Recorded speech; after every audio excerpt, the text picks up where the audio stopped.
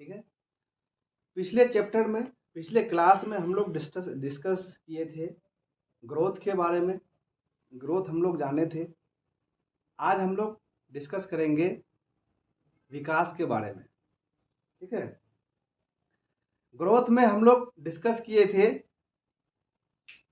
कि जो चीज सामने से बढ़ता हुआ दिखे उसे ग्रोथ कहते हैं। ग्रोथ में क्या होगा, जैसे मैं हूँ, मैं अपने हाइट को माप सकता हूँ। जैसे मेरा हाइट में वृद्धि होगा, ठीक है, मोटाई में वृद्धि होगा, ठीक है, उसके बाद जो है वेट में वृद्धि होगा, नापी करेंगे, उसका वजन का पता चलेगा। तो इस तरह के चीज़ों को हम क्या कहेंगे, वृद्धि कहेंगे। लेकिन आज हम लोग विकास के बारे में जानेंगे कि विकास होता क्या है। एक बात ध्यान से समझिएगा, विकास में क्या होगा कि जैसे बॉडी में वृद्धि होना, जैसे उस हाइट का वृद्धि होना, ठीक है, लंबाई का वृद्धि होना यानी चौड़ाई का वृद्धि होना, ठीक है, उसके साथ साथ गुणात्मक रूप से भी वृद्धि होना। जैसे सोचने समझने में वृद्धि होना, सोचने समझने में क्या होना, सक्षम होना, एक काम को अलग अलग तरीके से सोचने में समझने में सक्षम होना। ठीक है। तो ये सब मिला करके हम क्या कहेंगे, ये सब मिला करके डेवलपमेंट कहेंगे यानी विकास कहेंगे। ठीक है, विकास कहेंगे। आगे बढ़ते हैं। अब विकास जो है क्या होता है, आंतरिक रूप से होता है और बाहरी रूप से होता है। जैसे मैं बताया, ठीक, कि विकास जैसे बॉडी का भी ग्रोथ हो सकता है, मतलब मोटाई हो सकता है, ठीक है, मतलब चौड़ाई भी हो सकता है, लंबाई भी हो सकता है, हम अपने वेट को माप सकते हैं। ठीक है। उसके बाद ये बाह्य विकास हुआ। अब इंटरनल विकास, जिसको क्या कहते हैं, जिसको हम सोचने समझने में, ठीक है, समझ पैदा हो, सोचने समझने में विकसित पैदा हो, ठीक है, वो हो गया अंदरूनी विकास। ठीक है। किसी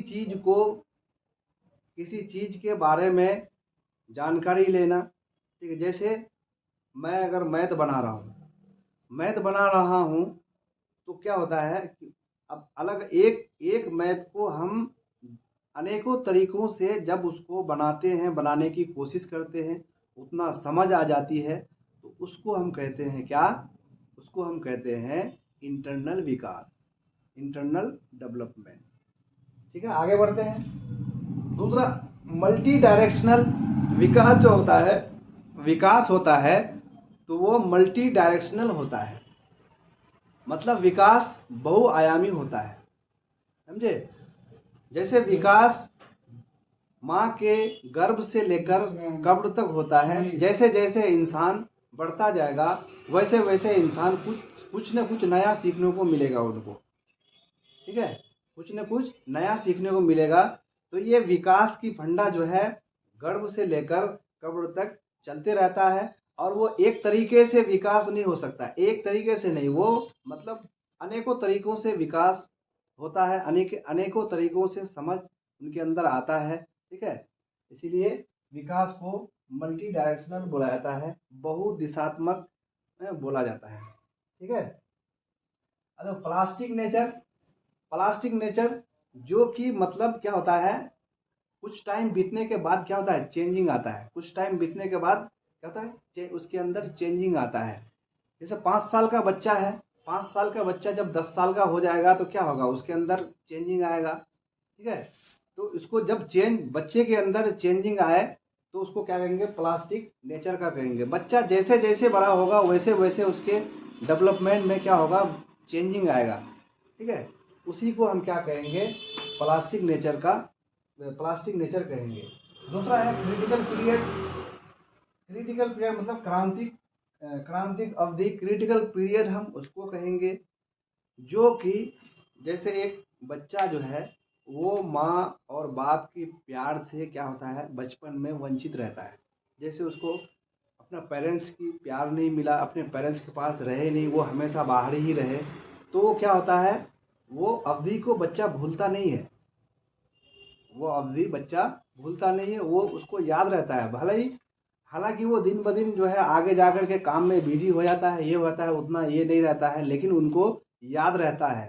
ठीक है, मतलब हम इसको क्रिटिकल पीरियड उसको कहेंगे जो बचपन में किसी बच्चे के साथ कुछ घटना हुआ हो, कुछ अनहोनी हुआ हो, उस पीरियड को हम क्या कहेंगे, क्रिटिकल पीरियड कहेंगे।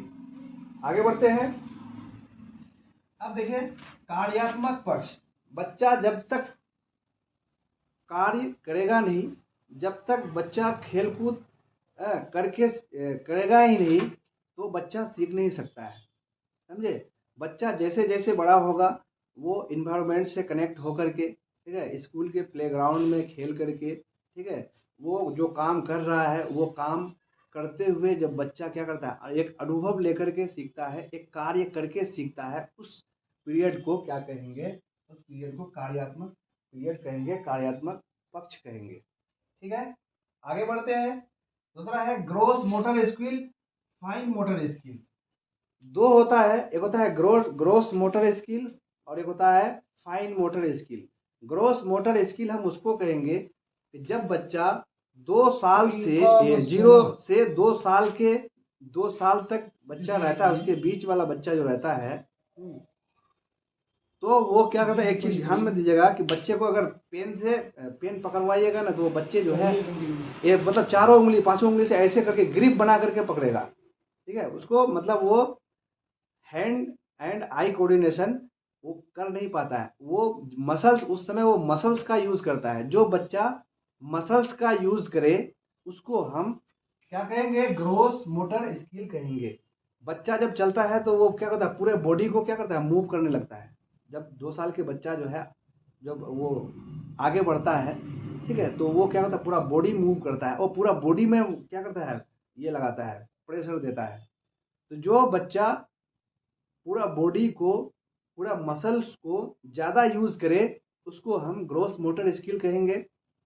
Fine motor skill, fine motor skill जब बच्चा जो है बड़ा हो जाता है, ठीक है, 5-7 साल का हो जाता है या 10 साल का हो जाता है, तो वो बच्चा क्या होता है, अगर उसको पेन पकड़ना होता है तो पेन वो ऐसे पकड़ेगा 2 हाथ से। जैसे मैं हूँ, तो हम लोग क्या है, हम लोग ऐसे पेन को पकड़ते हैं, हम लोग हैंड एंड आई कोऑर्डिनेशन कर पाते हैं, तो उसको हम क्या बोलेंगे, फाइन मोटर स्किल।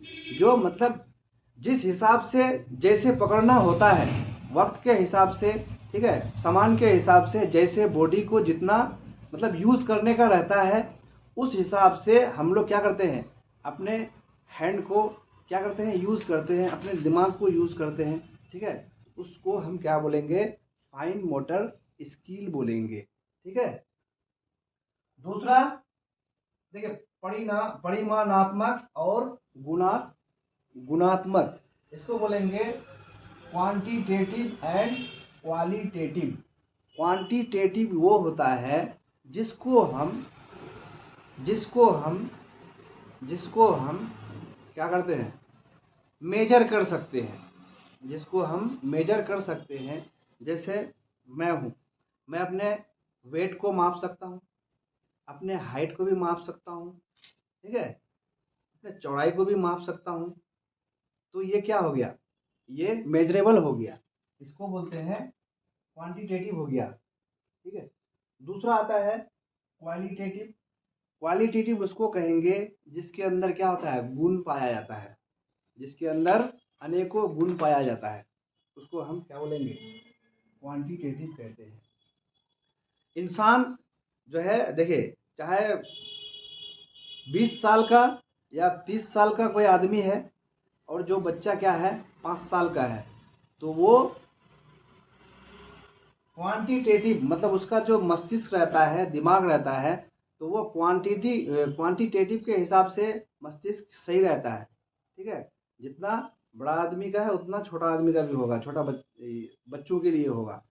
लेकिन वहीं पर गुणात्मक रूप से क्या होता है, भिन्न होता है।